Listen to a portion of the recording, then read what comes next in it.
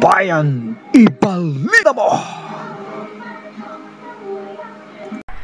Magandang araw, Pilipinas! Welcome po sa ating bagong programa, Ibalita Mo. Ako po ang inyong lingkod, Oscar Maribok Jr. Naway po'y maging bahagi po kayo ng ating programa ngayong araw ng Huwebes, February 17, 2011. Abay, kumusta po sa ating mga babayan? Saan man po kayo dako ng mundo sa mga oras na to na kayo po ay nakikinig. Ito pong ating programa, nawa po'y makapulutan ninyo ng aral at gagawin po natin yung ating magagawa, no? Para ibahagi sa inyo yung mga nangyayari sa ating bayan, sa ating bayang minamahal, bayang Pilipinas. Mga kaibigan, sa ating pong balitaan, bagong balita po,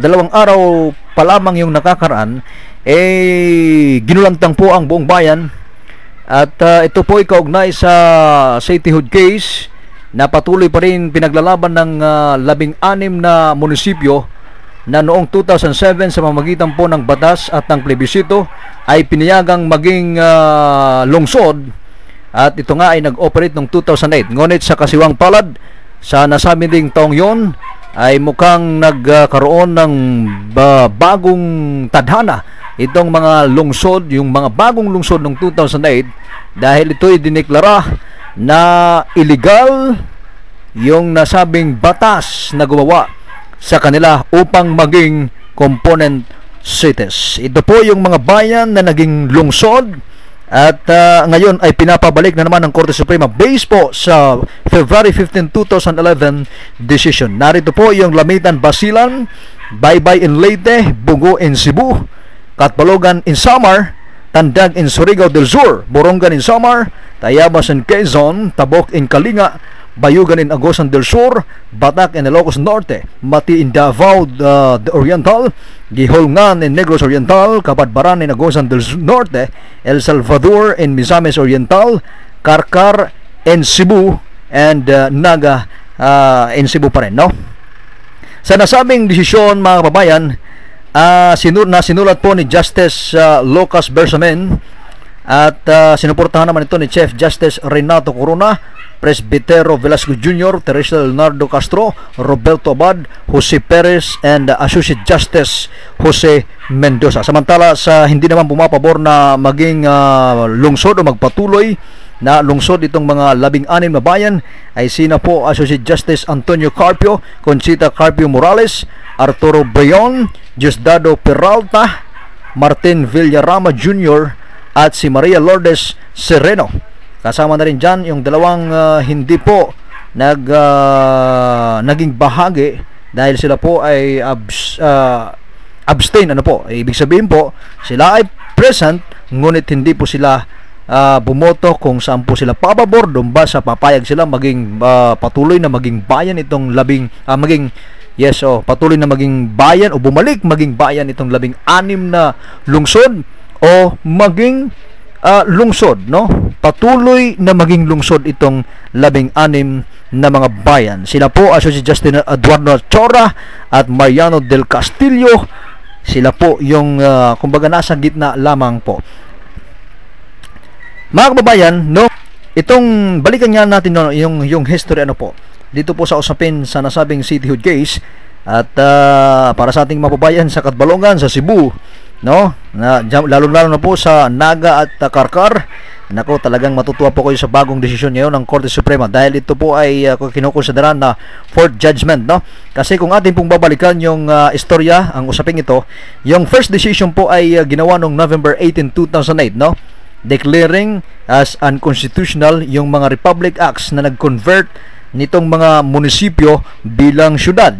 Samantala noong namang December 21, 2009, sa isa na namang desisyon ng Korte Suprema, ni-reverse po muli, ni-reverse po sa unang pagkakataon, no, yung 2008 November decision na ideklara ang muli ang 16 na bayan bilang syudad, o yung cityhood laws na gumawa sa kanila ay sinasabi po ng Korte Suprema nitong December 21, 2009 na sila po ay legal, meaning sila po ay naayon sa batas. Ayan. Samantala, pagkaraan din ng halos isang taon, abay talaga namay ginulantang muli yung ating mga babayan, labis lalong-lalo na po yung itong 16 na bayan naging syudad, kasama na po yung ating mga yung Catbalogan, ano po, noong August 24, 2010, no? Itong nakaraan lamang taon, 5 buwan pa lamang yung nakakaraan mula ngayong February 2011, ay habang nag-celebrate ng kafiestahan yung ating mga babayan sa Catbalogan, kasi August 24 yung kanilang fiesta ay nakasagap ito ng balita na di umano ni-reverse muli yung December 21, 2009 decision sa pagsabing, nako, kayong mga sinasabing legal na cities, ito po yung bagong desisyon ng Korte Suprema ng August 24, 2010. Sinabi po muli ng Korte Suprema na illegal po.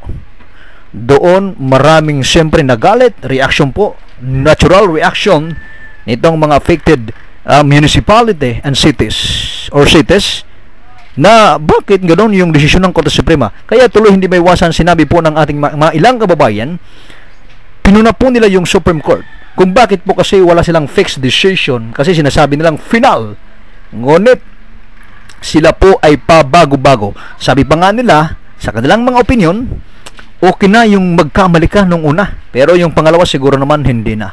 Pero bakit binawi nilang muli? So yun po, pero wala pong nagawa yung ating mga babayan kundi ipaglaban muli, lalong-lalo na po yung 16 na bayan. Kaya naman sa isa pong petisyon muli para sa ginawang motion for reconsideration, matapos matanggap nila yung August 24, 2010 decision, gumawa din po sila ng paraan upang hilingin sa Korte Suprema na pakibago naman po ng desisyon na talaga itong mga 16 na bayan na naging syudad pumapasa po or exempted po sa nasabing 100 million requirements. At sa pag-interpret naman ng Korte Suprema nitong nakarang araw lamang, yung February 15, 2011, bago na namang desisyon po ng Korte Suprema at sinasabing kayo pong 16 na from the previous decision sinasabing illegal, ngayong February 15, 2011, binabawi po ng Korte Suprema sa pagitan po ng 7-6 vote. Lumalabas na mas marami yung pumabor na magpatuloy bilang lungsod itong mga bayan na 16. Kaya naman mga kababayan, nitong magandang balita kinukongratulate po natin muli, dahil malaking bagay po ang maging isa kang lungsod. Lalo ng una, lalaki ang inyong internal revenue allotment na tatanggapin mula sa gobyerno.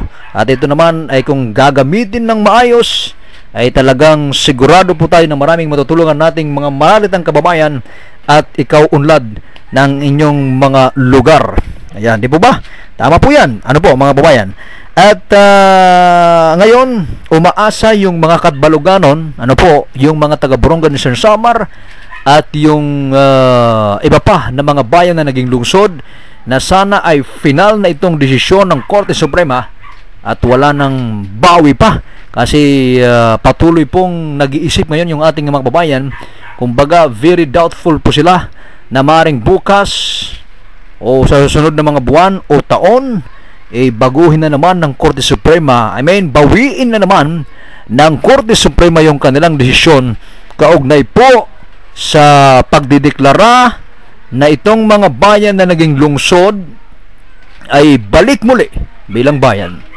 So susubaybayan po natin yung kasong ito, at sana po ay anuman yung maging desisyon ng Korte Suprema ating pong respetuhin. Bagaman sa ating mga taga-Korte Suprema, ito po yung opinion ng ating mga kababayan sa pangkalahatan, na sana po ay magkaroon kayo ng fixed decision para naman hindi masira ang kredibilidad ng Korte.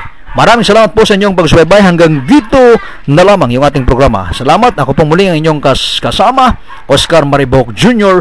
Maraming salamat sa inyong pakikinig at pagtitiwala. Mabuhay po.